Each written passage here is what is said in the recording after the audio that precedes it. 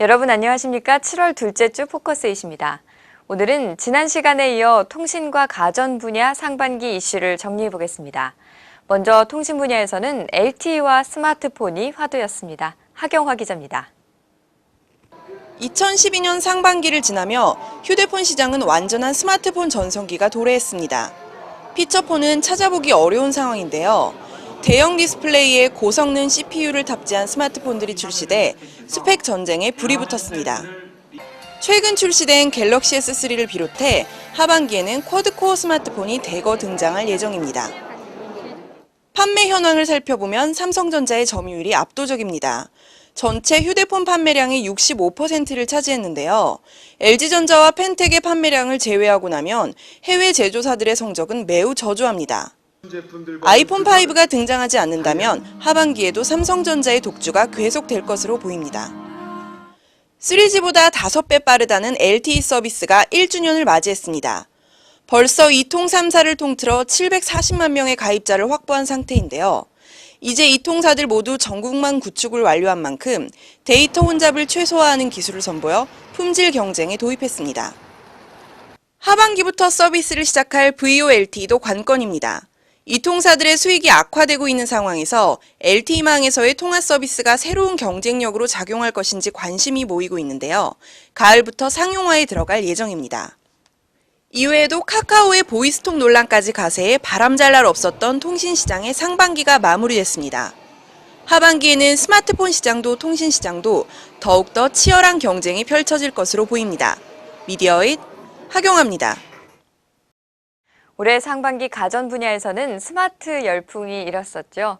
가장 치열했던 TV 시장부터 하나씩 짚어보겠습니다. 이상훈 기자가 전합니다. 1년이면 시장 판도가 바뀔 만큼 변화가 빠른 IT 가전 업계에서도 유독 경쟁이 치열한 부문은 디지털 TV 시장입니다. TV는 가정의 중심인 거실 중앙을 차지할 뿐만 아니라 메모리, 디스플레이 패널, 영상 튜닝 능력 등 다양한 분야의 기술이 혼합된 기술 집약형 제품이기 때문입니다. 올해 상반기에 일제히 선보인 삼성전자와 LG전자의 2012년형 TV는 스마트 TV 기능이 더욱 강화되었습니다. 스마트폰보다 텍스트 입력이 불편했던 태생적 한계를 깨고 매우 정확한 한글 음성 인식과 동작 인식이 가능해졌기 때문입니다. 여기에 3D 콘텐츠와 아동용 콘텐츠 등이 크게 늘어났고 삼성전자의 경우 매년 스마트 TV의 핵심 부품인 CPU, GPU, 램 등을 업그레이드할 수 있는 모듈도 선보였습니다. 하지만 얼리 어답터들이 기대에 맞지 않는 제품은 역시 OLED TV입니다. 올 1월에 개최된 CES에서 삼성전자와 LG전자의 OLED TV가 각각 전시대 호평을 받았지만 제품 출시는 올해 하반기로 예정돼 있어 궁금증을 더합니다. OLED TV의 가격은 최고급 LED TV의 3배 이상으로 예상되지만 명암비, 응답 속도, 색 재현율, 그리고 두께 등 모든 방면에서 압도적으로 성능이 뛰어나 하반기 TV 시장의 뜨거운 감자가 될 것이 분명합니다. 본격적인 판매 성수기를 맞이한 에어컨은 모두 스마트 기능과 고효율을 자랑합니다. 삼성전자와 LG전자 제품 모두 냉방 효율과 전력 효율이 크게 향상됐지만 디자인 측면에서는 아무래도 투박한 LG 제품보다 삼성전자 에어컨이 우세한 듯하네요. 그래서인지 LG전자는 최근 디자인을 확 바꾸고 자사 모델인 손현재 선수를 내세운 손현재 스페셜 에디션을 새롭게 선보였습니다. 공교롭게도 삼성전자 역시 홍보 모델 김연아 선수를 전면에 내세운 김연아 에디션을 판매하고 있어 에어컨 시장은 두 스포츠 미녀의 대결 구도로 번졌습니다. 세탁기 시장은 여전히 일반 전자동 세탁기가 드럼 세탁기보다 많은 판매량을 보이고 있습니다.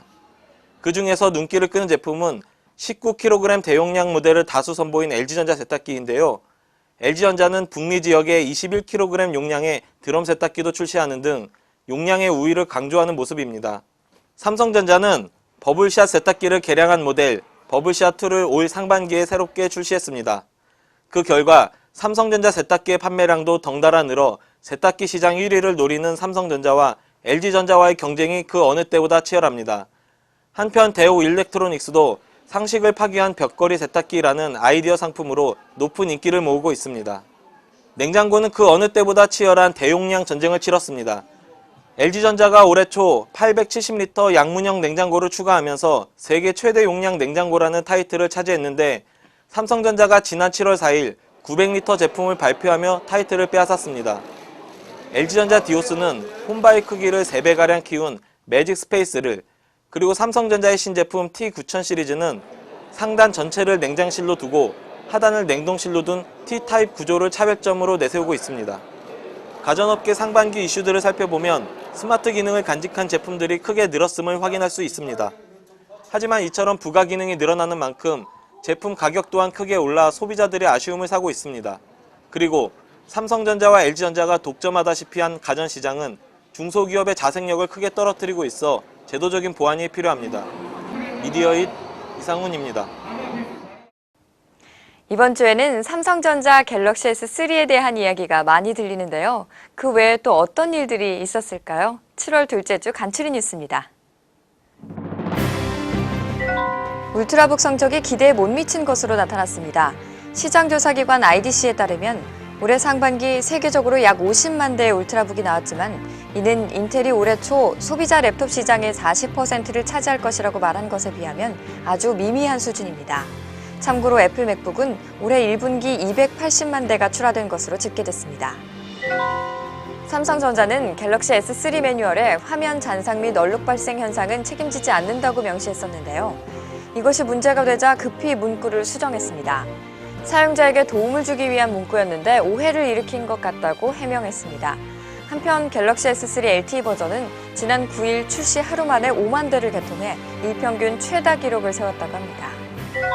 해외에서도 좋지 않은 소식입니다. 갤럭시 S3가 출시된 지 한 달 만에 소위 짝퉁이 나왔는데요. 디자인과 UI가 거의 흡사한 제품이 중국에서 버젓이 판매되고 있다고 합니다. 제품명은 HTC 갤럭시 S3인데요. HTC는 삼성전자와 HTC의 짝퉁폰 전문 업체라고 합니다. 공항과 버스터미널, 도서관 등 공공장소에서 와이파이를 무료로 쓸 수 있게 됩니다. 방통위는 11일 이통 3사가 전국 1000여 개 공공장소에 와이파이 공동 구축을 완료해 무료 서비스에 돌입했다고 밝혔습니다. 이용 가능한 곳은 방통위와 한국정보화진흥원 홈페이지에서 확인할 수 있습니다. 애플 아이패드 미니 크기에 대한 루머가 나왔습니다. 일부 외신에 따르면 7.85인치 스크린에 두께는 약 7.2mm로 아마존 킨들 파이어보다 얇고 3세대 아이패드보다는 약 25% 얇다고 합니다. 또한 기존 7인치 태블릿보다 40% 더 크며 아이패드의 축소판이 아니라 아이팟 나노의 확대판에 가까운 디자인이라고 합니다. 구글 넥서스 7이 이미 국내 전파 인증을 마친 것으로 밝혀져 화제가 되고 있습니다. 국립전파연구원의 전파 인증 결과를 보면 지난 6월 11일 넥서스 7 제조사가 이 제품과 같은 모델명을 쓰는 단말기에 인증을 받은 것으로 나타났습니다. 국내 출시 일정은 8월 중이 될 것이라는 예측입니다. 삼성전자가 7월 중 모바일 게임 앵그리버드를 스마트 TV 앱으로 출시합니다. TV용 앵그리버드는 손동작으로 세촉을 움직이는 동작인식 기능을 적용했는데요. 동작인식 기능이 적용된 게임 앱은 이번이 처음이라고 합니다. 카카오톡에서 자신을 차단한 사람을 찾을 수 있다는 가짜 프로그램 배신자톡을 게재해 약 3천여 명에게 4천여만 원을 챙긴 사건이 발생했습니다. 놀랍게도 범인은 고등학생이라고 하는데요. 중학생 때 웹하드 업체에서 아르바이트를 하며 배운 해킹 기술을 이용했다고 합니다.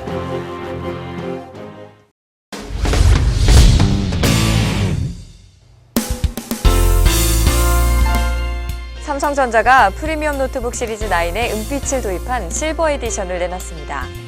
밝은 색상을 적용해 투슬림 투경량 이미지를 강화했으며 소비자층을 20대까지 확대하게 됐다고 합니다. 14.9mm 두께의 1.58kg의 무게를 지니며 인텔 3세대 코어 CPU, 128GB SSD, 8GB 메모리를 지녔습니다. 아이폰용 DLP 빔 프로젝터가 나왔습니다. 손바닥만한 크기로 휴대가 간편하며 최대 60인치 화면 크기를 구현합니다. 램프 수명은 2만 시간이며 밝기는 15안시 루멘, 1000대1 명암비, 0.8W 스피커를 내장했습니다. 2100mAh 배터리를 내장해 영상을 볼 때 최대 2시간 30분까지 쓸 수 있습니다. 아이폰 4와 4S 전용으로 디자인됐으며 연장 케이블을 이용하면 30핀을 사용하는 애플 제품을 모두 연결할 수 있습니다. 필립스전자가 시티스케이프 콜렉션을 선보입니다. 시티스케이프는 런던, 베를린, 상하이, 파리, 도쿄, 뉴욕에 거주하는 100여 명의 아티스트와 공동 제작한 헤드폰 3종류, 이어폰 1종류입니다. 각 도시의 개성과 매력을 한층 업그레이드된 사운드 차단 기술과 함께 만날 수 있다는 것이 제조사의 설명입니다.